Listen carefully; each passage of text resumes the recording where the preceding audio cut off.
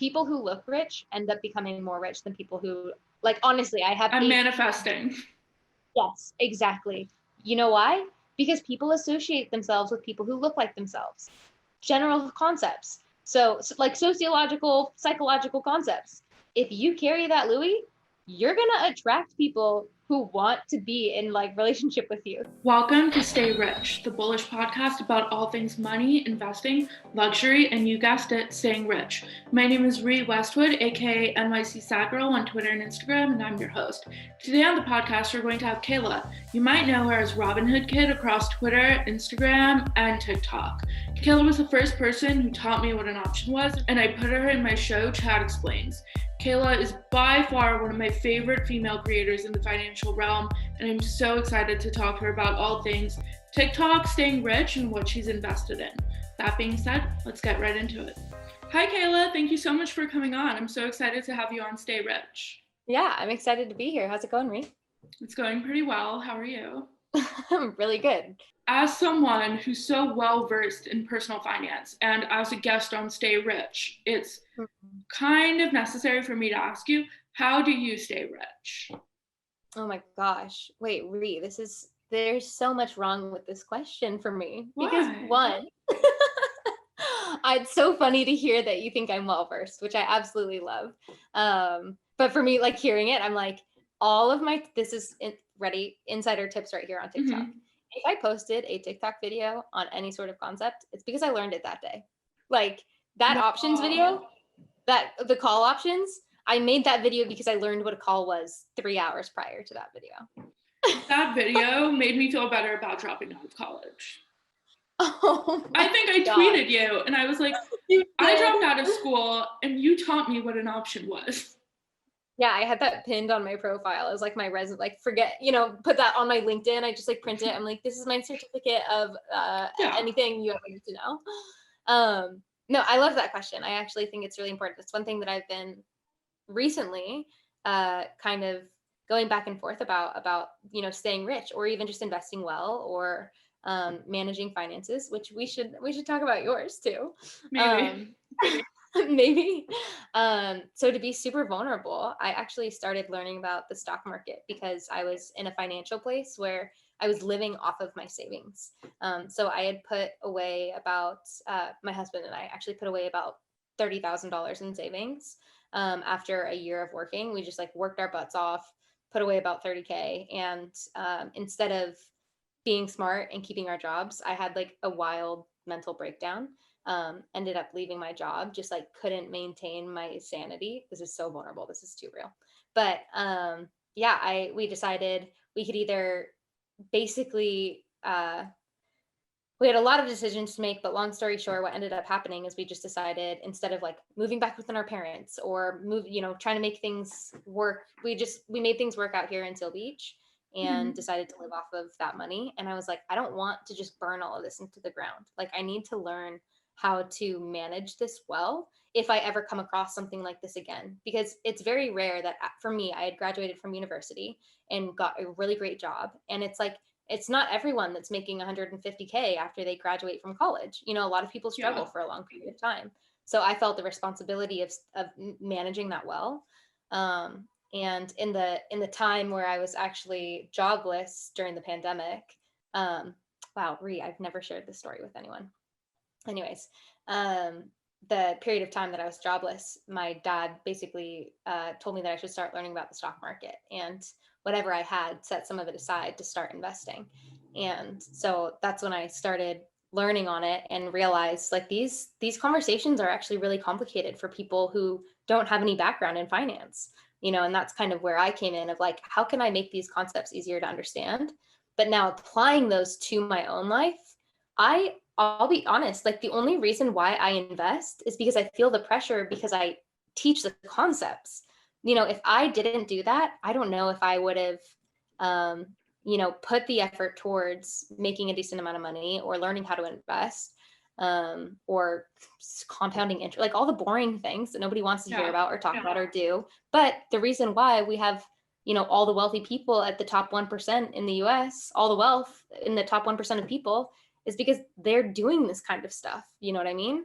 So for me right now, it's not being afraid of the fact that I'm new to the conversation, and I can actually know from this point on, like with what I'm learning, I have to take those active steps into it. So it's not like I'm staying rich right now, but I am in progress to hopefully retiring with a decent, whatever that might look like. Yeah. So, Well, first of all, I really appreciate like how vulnerable you just were. I mean, it's a lot to go through, and the pandemic has like changed so many people's lives, like so much. And just like seeing you own everything you're doing as a woman, let alone, is just so powerful to see every day. Like when I go onto TikTok or when I go onto Twitter, I'm like, Kayla posted something, like, this is so good for humanity. Just because we're taught inherently not to have those conversations as women, or like a lot of people are. And like this year I had to do taxes. My parents never taught me how to do taxes. I had to like oh teach my myself. God. I had What like did you 4 do? emotional breakdowns. I went on TurboTax and it was so easy.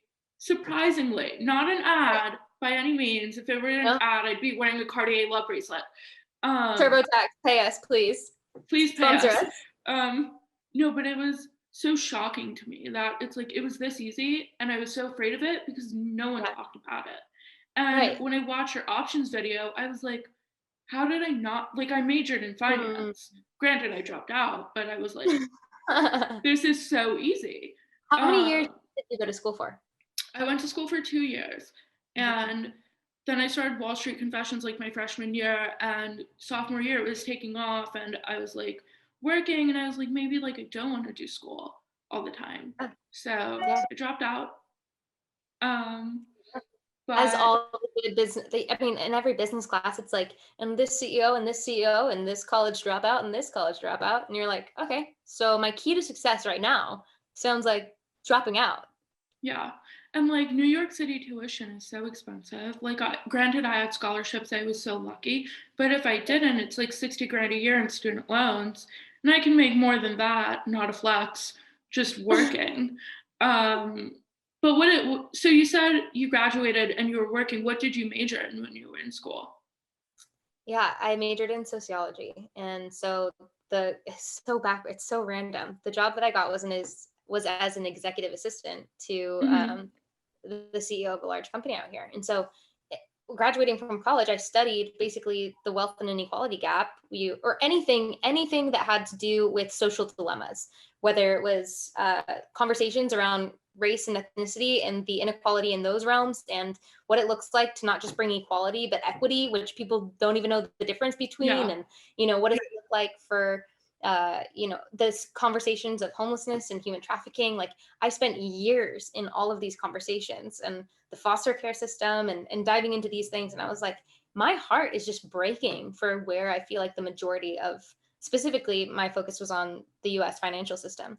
And so I just was like, I just can't comprehend why there's so much inequality in the US. And so that was my focus. And I knew that I wanted to do some sort of social entrepreneurship.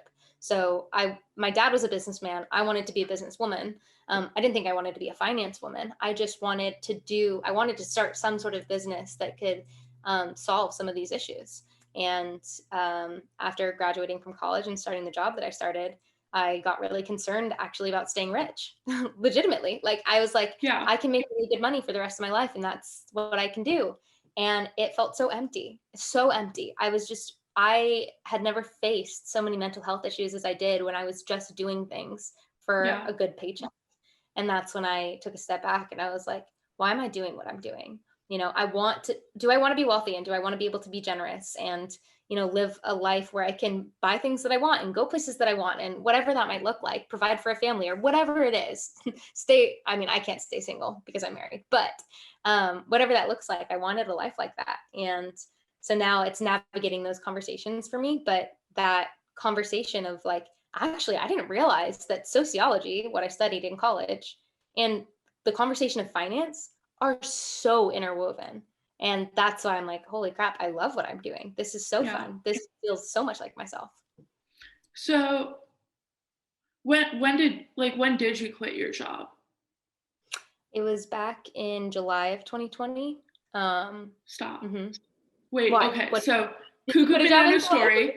I had a job at, like, I was doing a marketing job. I was like on like mental health leave from school, but I was like, I can't just like not work. Like, I have to work, otherwise I'm going to drive myself insane. And the startup like poached me from my first job, gave me a good offer, and then I ended up quitting because I was working all the time and I was having these mental breakdowns, awful, like you described. And I was like, do I want money or do I want to be happy? So I quit my job, I think in like the first week of July, No or like way. something like that. Yeah. Or like the first week of June, maybe. And I was unemployed for a month and I was drinking lots of wine. And, you know, I got my job at Bullish because I DM'd the CEO like on the Bullish account. And I was like, hi, like I'm Wall Street Confessions. And I kind of manifested it, and I love what I do now. That's so funny. That's so opposite of what I do. People reach out, and I'm like, sorry, no, thank you, I'm okay. Yeah. But you're like, yeah, sure, I can shoot my shot. That's so impressive. No, I always shoot my shot. I love DMing people, and I love saying I'm Wall Street Confessions, or I'm NYC Sad Girl, but Wall Street Confessions has more followers. Like the other day, and this is incidentally how I stay rich. I was walking outside of my apartment and I saw this thing called Limber. Again, not an ad, I'm just mentioning things. But what they do is you go in for an hour and they stretch you like professionally, like your legs and like your butt and like your arms. And I was like, I want to go there. And then I went on their website. It was like $70 a session. I was like, no, I have to like furnish my apartment. So I DM'd them on Instagram and they're like, yeah, we'll give you a free session for a few stories. And I was like, this is how I stay rich. Oh my gosh. And get what you want. So you make TikToks about investing. I should ask, is there anything really interesting that you're invested in right now? Yeah, not any specific companies. I have recently been learning options, which has just been like, so what a general concept, not necessarily like specific companies or even sectors. I'm not interested in like specific sectors. I just pay attention to like high option volume. And so that's what I've been doing recently. And it has been incredibly fun. Like the weirdest thing where I basically thought that starting with the stock market or starting with stocks and like ETFs. And so anyways, when it comes to options, I thought that ETFs, EFTs, whatever, it doesn't matter. Just basically anything safer. But I like the risk, and I like that specifically with options, the way that you can kind of hedge your investments so that you have max loss is, I mean, you can't necessarily do that with stocks where you have max loss. So, and there's potential for a lot more profit. So I've been having much more fun trading options recently. And like I said, I just trade what has a lot of volume. So aside from like ETFs and stocks and bonds and everything, are you into crypto at all? I absolutely love crypto. I think it's a conversation that everyone's kind of stumbling into, or at least forced to hear it from someone in their close circle. I don't think that there's anyone that doesn't know about crypto unless they're living under a rock. So something that I'm really interested in is the like conversing about it and actually asking what it is and asking the deeper questions. Because I think that it is most valuable if used as a currency, but I don't think everyone feels that way. I think a lot of people just see it as an asset to hold on to, and like store of value, I think it's what it's called. And I actually low-key went shopping with my crypto the other day. So I may or may not know about that. So I love the idea of crypto becoming a currency, but there's so much skepticism around it that I just want to do a little bit more research on it and have more conversations and see the general population. But I don't think there's any way of avoiding it. So I own Ethereum, Bitcoin, and Doge, as I should. We own all the same things. Do we? Or do you have all three of those? I have all three. Do you have any other ones? On BitClout, you can buy the Wall Street Confessions coin. My market cap is currently $20,000. Shameless plug for my BitClout. Oh my gosh.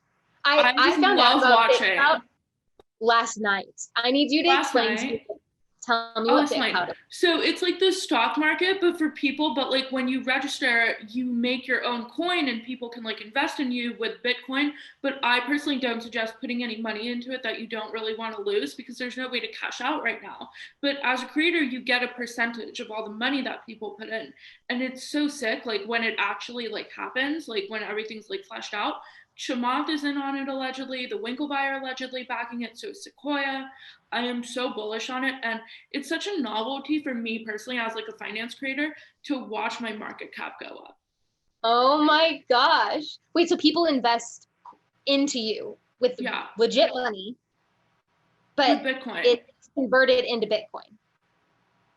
So you have the way you do it. Yeah. I think you have to go through MetaMask or Gemini and import like your Bitcoin into it.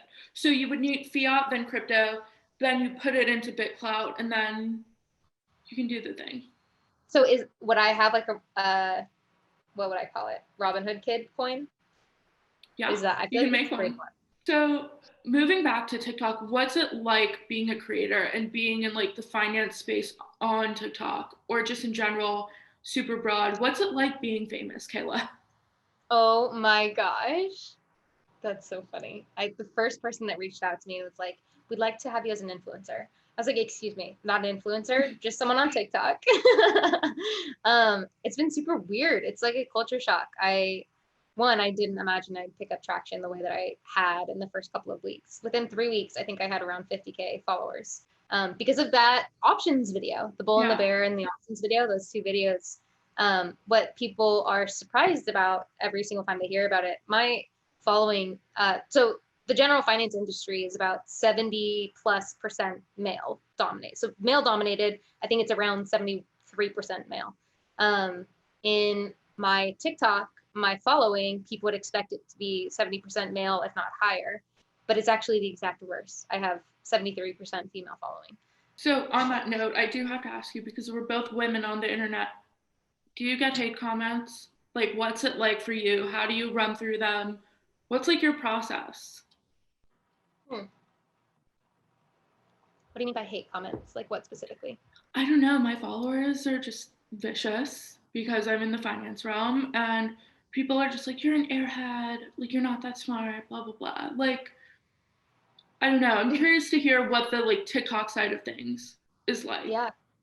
Yeah. First and foremost, I would say knowing your platform, knowing my platforms has been really important for me. So there are jokes that I'll make on TikTok or things that I'll post on TikTok that I would never post on Twitter because not even jokes. I wouldn't call them jokes. I would just say content that I would be more likely to put on TikTok that I wouldn't put on Twitter because of the hate that I would get specifically on Twitter. Like those comments, like this is wrong. You're stupid. You don't know what you're talking about. You're just a woman in the industry. The comment that spurred my options video, I don't know if you saw at the very beginning of the video, there was a comment by a guy named Zach who actually DM'd me a little while back.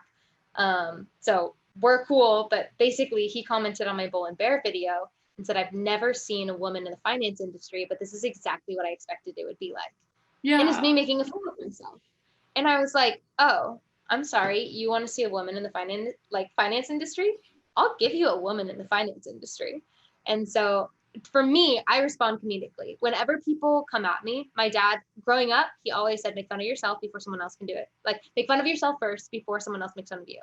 And if you can do that, like, that's what I do. So if I make a mistake, I'm like, well, fudge, I did it. Yeah, you're right. You know, so I own up to it. But if it's something like, oh, you're just, gosh, people are like, you don't actually know, you're just, you know, the only reason why people follow you is because like you're cute or because this or that, or even people like just straight up calling me ugly, stuff like that. Those things where I'm like, I don't actually have time to engage with this because that opinion is not productive. If I don't see that opinion there's no reason for me to take into account some troll living in his mom's basement, right?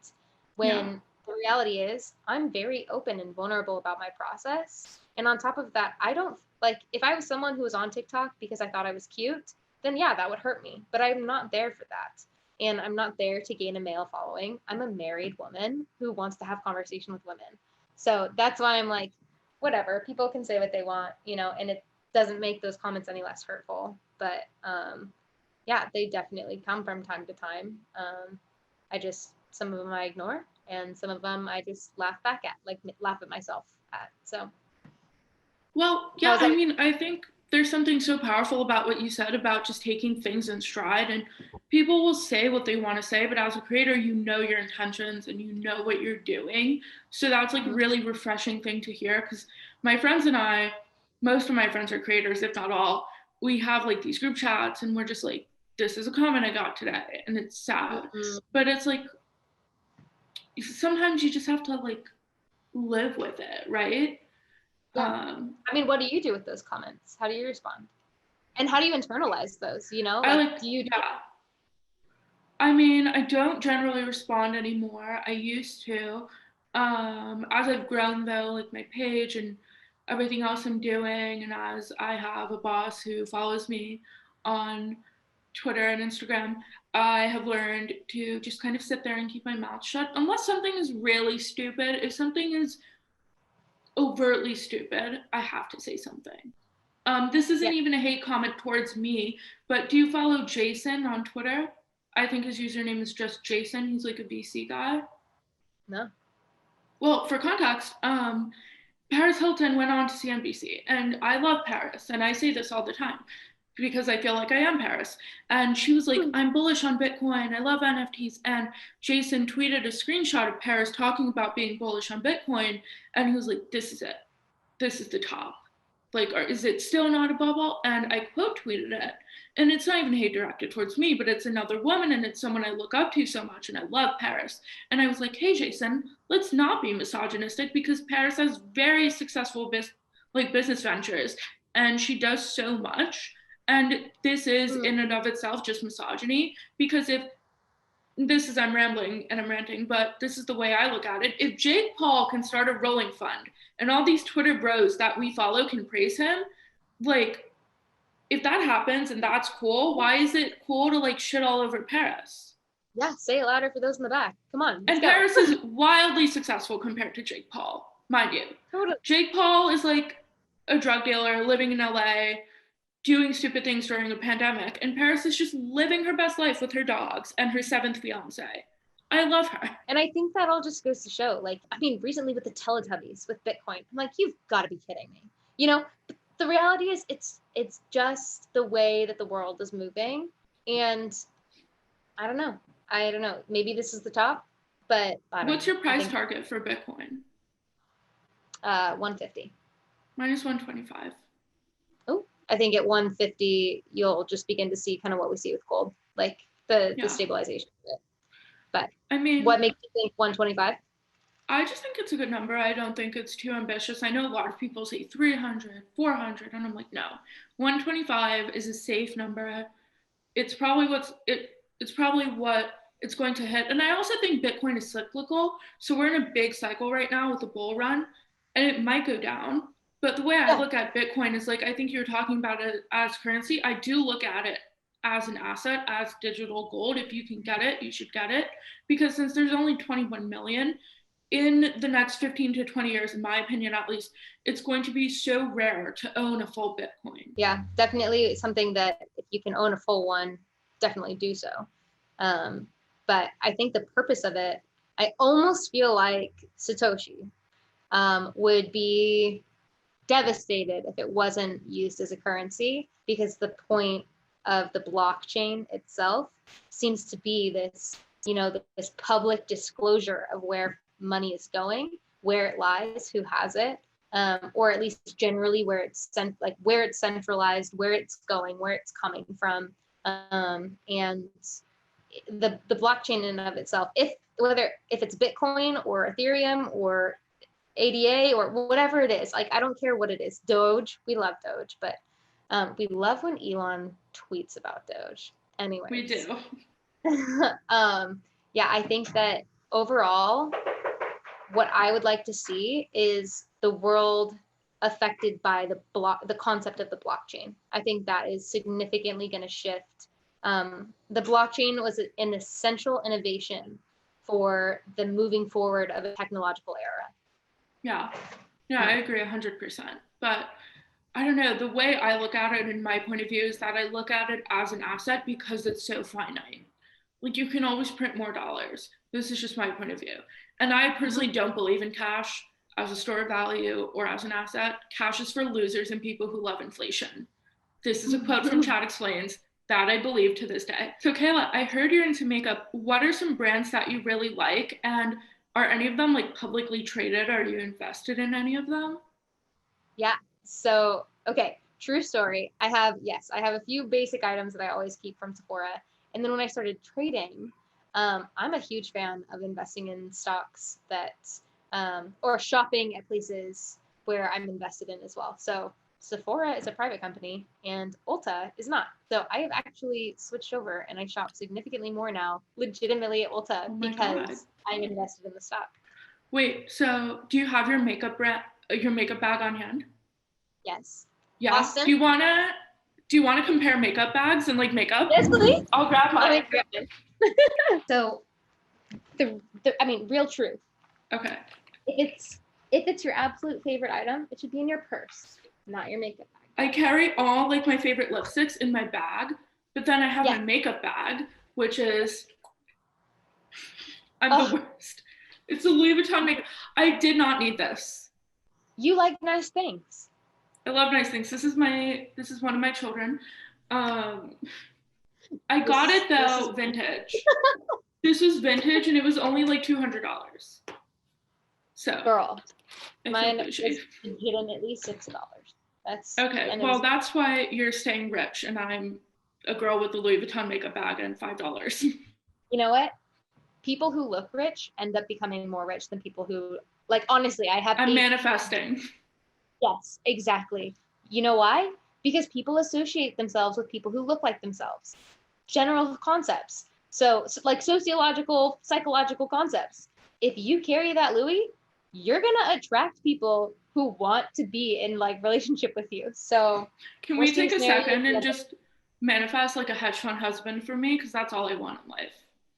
Maybe not a hedge fund husband, but I will manifest a billionaire husband. Yeah, I forgot everyone like doesn't like hedge funds anymore. And like the day all the GameStop stuff happened, I texted like 3 hedge fund guys and I was like, this is such a pickup line. It's so bad. I was like, I know everyone hates hedge funds right now, but just so you know, I don't hate you. Just remember, you'll never get another woman, but if you do, it's me. Yeah. Okay, show me what you got. Show me your, let's start with mascara. Show me your mascara. My mascara, okay, I have 2. This is from Glossier.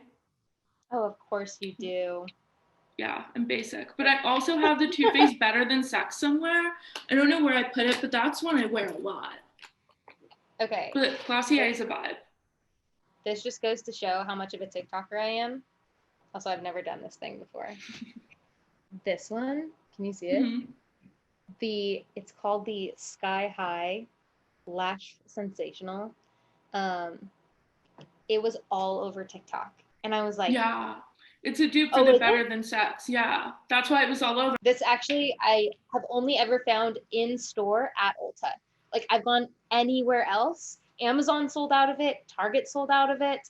I don't even know if, I don't think Sephora carries it. And then I walked into Ulta and they're like, yeah, we have it. And I was like, this is why I love you, Ulta. And this is why I will invest in your company. It's the power of creators. What do you use for lip? True story. Every single lip gloss, except for one, and I'll tell the story behind this one, I get for free. So I build up beauty rewards, and the only lipsticks or lip glosses that I get is when they're like those little minis that are included. Mm-hmm. And once they run out, And it doesn't matter right now. My absolute favorite, this one's about to die, is an Anastasia. Let me see. They didn't even include the color on it, so I'll never know. But this is an Anastasia one that is my absolute go-to. It's like perfect pink. This is legitimately my favorite color of all time. And it is about to run out. And this might be the first one that I ever actually purchased because of how much I love it. But I could put it on. But which one's yours? I don't have it on me right now. It's in my closet. But the Charlotte Tilbury Pillow Talk in medium. Yeah. Perfect. And I hate the fact that I spent $35 on it. Right? But Why are the they so the packing is so luxurious, and it's just such a good color, and it works with my skin, which is I'm ethnic, so it's harder for me to find stuff that works with my undertones. So once I found the Charlotte Tilbury, I was like, this is it. This is my lip. It was the same thing with the $2 Wet n Wild. Super subtle. And then also, wait, I have one more to show you. This okay. is the story of, and actually, Jordan made fun of me for this. It's, since I can't find my purse, I'll show you the one that I have in my makeup bag, but obviously, since it's in my makeup bag, it's not my favorite. This one. Oh my God, I used to wear that all the time before I got filler. Holy grail. Guys, if you're watching, I forgot we were filming a podcast for a second. If you don't want to get lip injections, just get that lip gloss, and it will sting your lips heavily, but it will make them look huge. Oh, you want to, this is word for word, Austin. He left, so I can say this. I put it on, and he came up and he kissed me, and I forgot that I had it on, and then he's like, why are my lips on fire? And I was like, I'm so sorry, it's my lip gloss. And he's like, if this is why you're agitated all the time, I think maybe you just should stop using it. And I was like, excuse me, if this is why what? If this is why I'm agitated all the time, say that, don't say that again. We have issues. But anyways, yes, this is in fact why I'm agitated all the time. No, it's so good. And then for my lips, I don't know if I have it in here, but my holy grail lip gloss is the Dior lip oil in cherry. Ooh. So good. So funny story about the way I get makeup is I don't feel like I'm paying for it because I have a Birchbox and I have a BoxyCharm, and they're 25 something, 30 maybe dollars a month, and I get these full-size makeup things and samples, and I'm so I'm not really paying for it directly. I am, it's going out of my bank account, but in my head, right, I'm not. Exactly. And I get all this full-size makeup, and I'm yes, this saves me from going to Sephora. I'm not actually spending the money. That's what I say with coffee. I'm like, sure, I could save 3% of my annual budget by cutting coffee out, but then I would decrease productivity by 36%, and that just doesn't make any sense to me. Shout out to all the boomers who tell us to make coffee at home. I could never. I don't know how. Oh my gosh. What's your coffee order? I don't even want to share it. It's so Tell me. I'll tell you mine. Mine is so bad. Okay, wait, tell me yours and then I'll tell you mine. Okay, I get an iced matcha latte with oat milk. Okay, that's not too bad. That's good. I'm so basic. I am like that. I am that SNL skit of the woman that goes through the Starbucks line, and I'm like, hi, can I please get my legitimate, or I was gonna make up what they are, but mine isn't that bad. My go-to is typically at a coffee shop near me. It is it's a cherry bomb without cinnamon. Add mocha instead with oat milk, and I want it, instead of it being in a regular cup, I want it in a cappuccino cup with extra foam. I've never heard of that. So bad. It's literally. But I want to try. Do you like chocolate covered cherries or? Yeah. Okay. So it basically tastes like a chocolate. I turn one of their drinks into a chocolate covered cherry and then complexify it the whole way through. So yeah, it's ridiculous. If I go to Starbucks, gosh, all of my drinks are so bad. I'm honestly so embarrassed. My sister and my sister's husband, who work at both of them have worked at Starbucks. They're like, I would never want to serve you because you're genuinely the worst. If I go to Starbucks, it's because I'm getting an iced green tea, but I'll get the iced green tea with sweet foam, like this cold foam. Have you seen that? Yeah. You get cold foam in your iced tea? So I do an iced green tea, no water, no sweetener, and I add vanilla sweet cream and the cold foam on top and turn it into I'm gonna cancel you on Twitter for this. I will cancel you. I do not go and order at Starbucks because I know what I want and I can just go get it at a boba shop. So going back super briefly to makeup, would you ever start your own makeup brand? Would I ever? Yes. Do I have intention of doing so? No. No? There's a smile there. Okay. I've never thought about it, but it would be, as a kid, I always saw like people that I liked have, I don't know, random kid influencers that had their own Target brands, you know, whether it was like the Hannah Montana line or whatever it was, I don't know. And I was like, I always have wanted like a line in Target. That was me like as a kid, but now I'm like, yeah, that would be dope to have a makeup line. I don't know. When I was a kid, I think I wanted to be like a singer, and now I'm like, maybe like I want to start like talking to my therapist less. Small goals for humanity. Wait, how are those two correlated? No, I don't know, because I used to have like such big dreams, and now I'm like, I want a rich husband, and I don't want to go to therapy as much as I do. Oh my gosh. Yeah, the things that you want as a kid versus I'm like, all I want is a nap. It's either a nap or money, and you can't have both. Oh God, this morning it was like 10 or 11 a.m. and I was so hungover, and I had to do like a pitch deck, and I was in my bed curled up. The sun was shining on me. I was in a blanket, and I was like, why am I working? And I was like setting alarms to like take naps. And then I was like, I'm gonna get up in 15 minutes and I'm gonna do a PowerPoint. So you're on Stay Rich, so I have to ask you, what is the richest thing you've done this week? And you follow me on Instagram, so you probably see me asking my followers this all the time.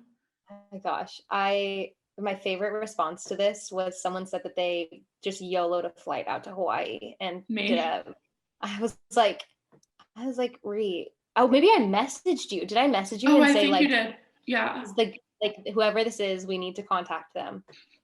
What's crazy is that like I YOLO'd a flight out to Miami a few weeks ago, and I was on Miami Beach for a few days, and I was getting my hair done, I was getting massages, and I was going out with guys, and I missed Miami. Oh. Wait, what's the richest thing you did this week? This week I moved into an apartment and I built my own furniture. Heck yeah, you did. You know what's funny? Like while you're thinking that, when I was in Miami, I was telling Brian, the CEO of Bullish, I was like, we need a Miami office. I have been so happy here. I haven't gaslit anyone for 4 days. I haven't bullied anyone. And everyone would FaceTime me and they're like, you're in Miami, you're glowing, you look so happy, you look so relaxed. And I'm like, I am on the beach listening to Tame Impala right now. Nothing could ruin my mood. That's so perfect. You honestly just move and be like, sorry, Brian, it's out here, it's nowhere. This is the office. This is the office. And it's actually, don't even pay for the office because I'm just going to be at the beach. If you need me, I'm here. It's on South Beach. I'm sorry. Oh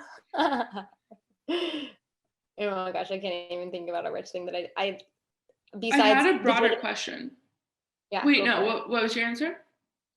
I just woke up one morning and decided that I wanted a new mattress. And so I bought one. But that is rich. I just shopped for mattresses and they're so expensive. They're so expensive. Furniture is so expensive. Yeah, talk about increasing productivity. I can spend the money on a mattress. I also had a question. So if you can come up with anything for this week, which is like sometimes I have a very not rich week and I do nothing for myself. By the way, I define rich as an aura, which is like, how did you take care of yourself this week? How did you like make yourself feel good? Mm-hmm. But also, how did you spend money and be like a bougie bitch? You know what, Ree? I have not ever had someone describe that to me or even ask me what I've been doing for myself in that way specifically. Genuinely, the concept of how, like, what did I do this week to stay rich? I'm going to go out and I'm going to go get my nails done. Mental health is wealth. Something that I've been wanting to do and I haven't been doing it because I'm like, I don't want to spend the money on it. Which now that I think about it, maybe that's me staying poor. But if it's the aura, then I'm going and I'm getting my nails done. I literally feel like so rich at all times, even though there's been times where I've had like negative $10 in my bank account because I'm like, okay, well, I have a home, I have great friends, and sometimes I feel rich like just when I'm like walking around with them or I'm like going and we're opening a bottle of like Prosecco. Like rich is just such like a feeling of like what you're doing for yourself. For me personally, like, yeah, rich is like financial, but it's also just like, what are you doing to like better your mental health or better your day or better like things around you? Yeah, I love that. That's definitely, I have not been staying rich, and because of you, I'm going to go and stay rich and go get my nails done. Stay rich. I also just realized I sold an NFT this week. I listed it for like $100. Oh, hell yeah. And I have no idea who, but they dropped $500 on it. So I have some random person, literally have no idea who it was, bought an NFT that I listed for $100 for $500. Wait, I know why though, because I think I saw in your tweet, you were like, my phone number may or may not be in one of these NFTs. Was it? And they didn't, no, it wasn't in that one. They bought one that didn't have my phone number. And I'm like, okay, now if you just expose yourself and tell me who you are, I will give you my number. Oh my God, wait. Okay, so I'm learning two things. One, you're selling your phone number for $500, which I admire. Two, NFTs are hot. So that being said, Kayla, thank you so much for coming on to Stay Rich. It's been such a pleasure having you. And yeah, is there anything you want to plug? Nothing besides thank you for having me as your second guest. And I'm so freaking grateful to be on this with you guys, or with you specifically. I'm so grateful to have you on here. Everyone follow Kayla. Her socials will be linked down below. Subscribe to Bullish. Like this video so my bosses will think that I did something productive for a day. And yeah, stay rich, guys.